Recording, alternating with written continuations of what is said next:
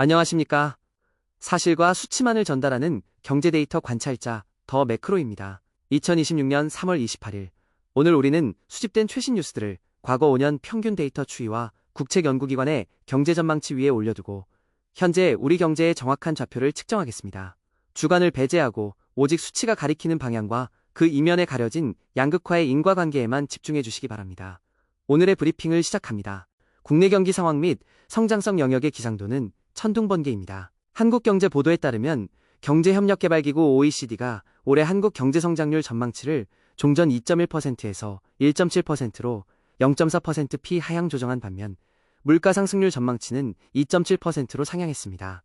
이는 한국은행이 전망했던 성장률 중위값 2.0%를 크게 밑도는 수치이며 과거 5년간의 평균 성장 궤도에서 명확히 아래로 꺾인 흐름입니다.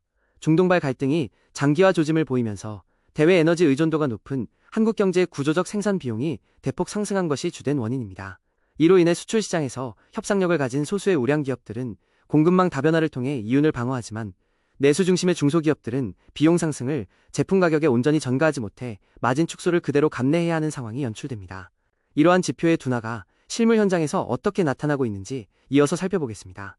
수출 지표의 신기록 행진 이면에는 기술로 인해 대체되며 좁아진 신규 채용의 현실이 자리하고 있습니다. 뉴스원과 매일경제 보도를 보면 이달 20일까지 반도체 수출 호조에 힘입어 일평균 수출액이 35억 달러를 기록해 월 수출 700억 달러 고지를 바라보고 있습니다. 반면 스타트업을 포함한 다수의 기업은 AI 도입을 늘리며 영업 및 마케팅 직군의 신규 채용을 대폭 축소했습니다. 과거 5년의 데이터를 보면 첨단 산업의 수출 호조가 고용 확대로 이어지는 공식이 성립했으나 이제는 AI라는 도구가 사람의 자리를 대신하는 구조적 전환이 숫자로 증명된 것입니다. 고성능 반도체 시스템을 설계하는 소수의 기술 인력은 높은 보상을 누리지만 전통적인 사무직군으로 진입하려는 청년층은 구조적인 고용 한파를 겪게 됩니다. 고용시장의 양극화에 이어 서민들의 실생활과 직결된 체감 물가 지표를 확인하겠습니다. 에너지 비용 상승이 밥상 물가로 번지는 동시에 부동산 시장에서는 지역별 자산 이동이 발생하고 있습니다. 뉴시스 기사에 따르면 석유 도매가 인상으로 오늘부터 주유소 체감 휘발유 가격이 리터당 2,000원을 넘어섰으며 나프타 수급 차질로 일회용 배달용기 단가마저 연쇄적으로 오르고 있습니다. 매일경제 보도에서는 대출 규제 영향으로 강남 3구 등 고가 아파트 가격은 하락폭을 키운 반면 10억 원 이하 자금 부담이 적은 서울 외곽 지역으로 매수세가 쏠리며 국지적인 상승 거래가 나타나고 있음을 보여줍니다. 국제 원자재 가격 상승이 소상공인의 원가 부담을 물리적으로 끌어올리는 동시에 금융 규제가 중저가 주택 시장의 변동성을 키우는 방향으로 자본을 밀어낸 결과입니다. 외곽의 주택을 소유한 이들은 장부상 자산 가치의 상승을 경험하지만 일반 소비자와 세입자들은 매일 오르는 배달비와 기름값으로 인해 실질 구매력이 급격히 감소하는 현실을 마주합니다. 이제 시선을 돌려 시장의 자본이 어떻게 움직이는지 증권시장을 파악하겠습니다. 증권 영역의 기상도는 B입니다. 코스피 하락 베팅 물량이 집중되며 시장 변동성이 과거 5년 평균치를 크게 상회하고 있습니다. 파이낸셜 뉴스와 이데일리 보도에 따르면 공매도의 선행지표인 대차거래 잔고가 150조 원을 재돌파한 가운데 코스피 지수는 지정학적 갈등과 구글발 기술 충격 여파로 장중 5,220선까지 급락했다가 전 거래일 대비 0.40% 하락한 5,438.87로 마감했습니다. 외부 변수에 민감한 국내 자본시장의 특성상 대외 불확실성이 커지자 외국인과 기관 투자자들이 펀더멘털 하강에 대규모로 베팅한 데 기인합니다. 하락 방향에 투자한 인버스 상품 보유자들은 평가 이익을 방어하지만 시장 전반의 방향성을 쫓는 장기 연기금과 전통적인 펀드들은 자산 가치의 변동성에 그대로 노출됩니다. 지수의 추가 하락을 방어한 구체적인 수급 주체들의 양상을 이어서 보겠습니다.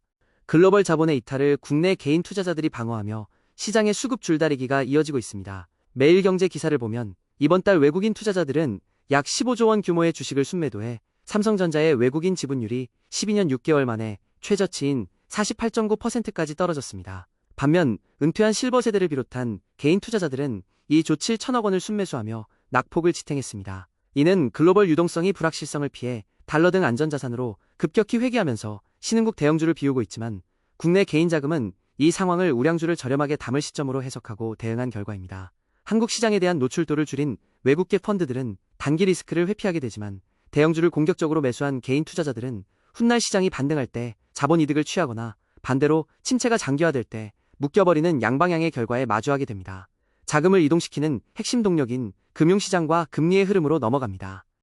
금융시장 및 통화정책 영역의 기상도는 B입니다. KDI가 경고해온 가계 및 기업의 조달 비용 상승이 실질적인 부채 지표로 가시화되고 있습니다. 뉴시스와 이데일리 보도를 종합하면 5대 시중은행의 신용대출 평균금리가 4.5%를 넘어섰고 마이너스 통장금리는 5% 수준으로 올랐습니다. 또한 기업들은 정상적인 대출을 받지 못해 주식이나 채권 등 자산을 담보로 잡힌 빚이 27조 5천억 원 규모로 불어났습니다.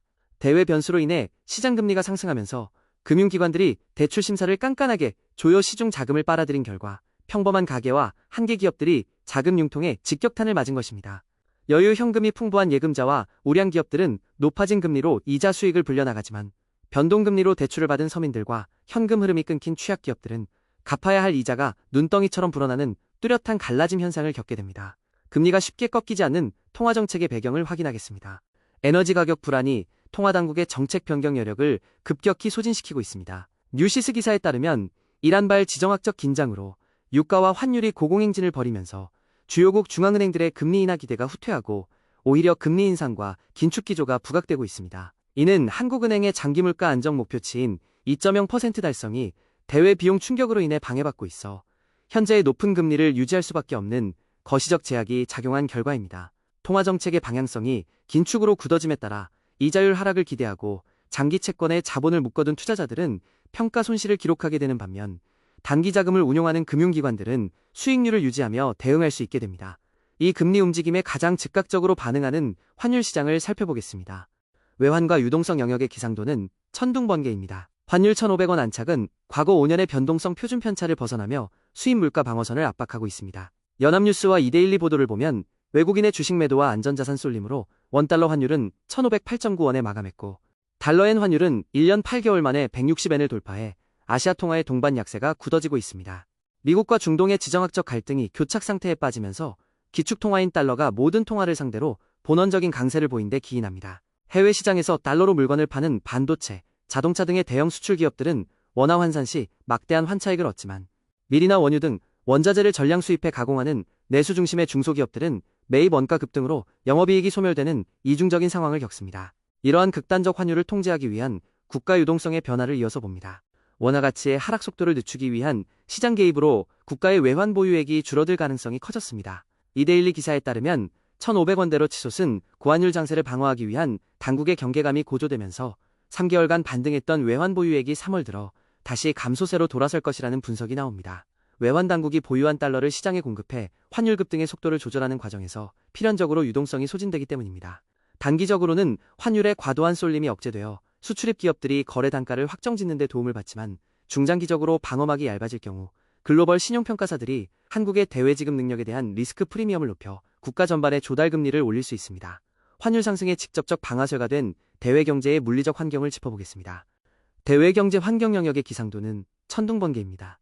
유가 급등과 물류 차질이 1970년대식 스태그플레이션 우려를 낳으며 글로벌 실물 경제 지표를 직접적으로 끌어내리고 있습니다. 한국경제와 중앙일보 기사에 따르면 월가 전략가들은 지정학적 충격으로 미국 경제 성장률이 0.3%p 하락할 수 있다고 경고했으며 인플레이션 재점화로 미국의 소비자 심리 지수는 3개월 만에 최저치를 기록했습니다.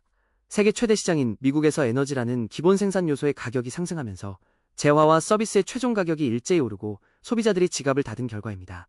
막대한 유가를 걷어들이는 에너지 기업들은 기록적인 수익을 누리지만 가처분 소득이 줄어든 미국의 평범한 소비자들은 지출을 줄이게 되어 이는 곧 한국의 대미 소비재 수출 감소 압력으로 전이됩니다. 실물 경제의 타격이 글로벌 금융시장에 미친 여파를 확인합니다. 안전자산을 향한 쏠림 현상으로 글로벌 시가총액 12조 달러가 순식간에 증발했습니다. 한국경제와 이데일리 기사에 따르면 배럴당 110달러를 넘긴 유가와 물가 상승 우려로 미국 연준의 연내 금리 인하 기대가 꺾이면서 한 달여간 글로벌 증시에서 일경 7천조 원이 사라졌고 다우지수는 조정장에 진입했습니다. 미래 성장성을 담보로 높은 가치를 인정받던 기술주와 신흥국 자산들이 높아진 할인율 앞에서 가치 재평가를 받으며 대규모 자금이 이탈한 탓입니다. 현금 흐름이 확실하고 배당률이 높은 전통적인 방어주 투자자들은 가치 보존의 효과를 보지만 성장에 베팅했던 개인 투자자들과 벤처 자본들은 자금 조달 창구가 막히며 포트폴리오 축소를 강요받고 있습니다. 자본 이탈의 진원지인 에너지와 물류 현장을 마지막으로 점검하겠습니다.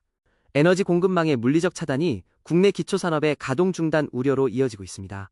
뉴스원과 매일경제 기사를 보면 이란이 호르무즈 해협 통행 선박에 한 척당 200만 달러의 위안화 톨게이트 비용을 징수하면서 브렌트유가 110달러를 돌파했습니다. 정부 비축유 여유 기간이 실제 소비량 기준 68일에 불과하다는 한계가 지적되는 가운데 나프타 수급이 막혀 석유화학 공장들의 연쇄 셧다운 우려가 커졌습니다. 세계의 공장과 에너지를 이어주는 주요 동맥이 지정학적 도구로 쓰이면서 원자재 조달에 막대한 운송 프리미엄이 붙은 결과입니다.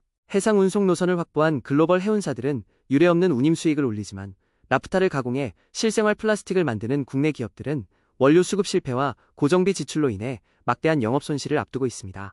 극한의 거시지표가 가리키는 진실은 펀더멘털의 온기가 사회 전반으로 흐르지 못하는 구조적 불균형입니다. 1,500원의 환율과 2,000원의 기름값은 단순한 전광판의 수치가 아닙니다.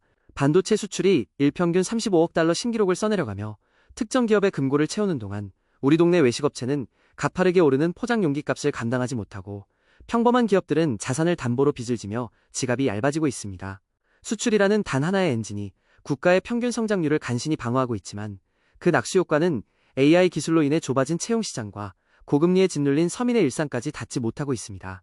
결국 오늘 우리가 목격한 데이터는 평균 1.7% 성장이라는 숫자 뒤에 숨겨진 함정에 속지 말고 각자의 자리에서 극심하게 벌어지는 양극화에 대비한 경제적 방어선을 구축해야 한다는 명확한 사실을 시사하고 있습니다. 이상으로 브리핑을 마칩니다.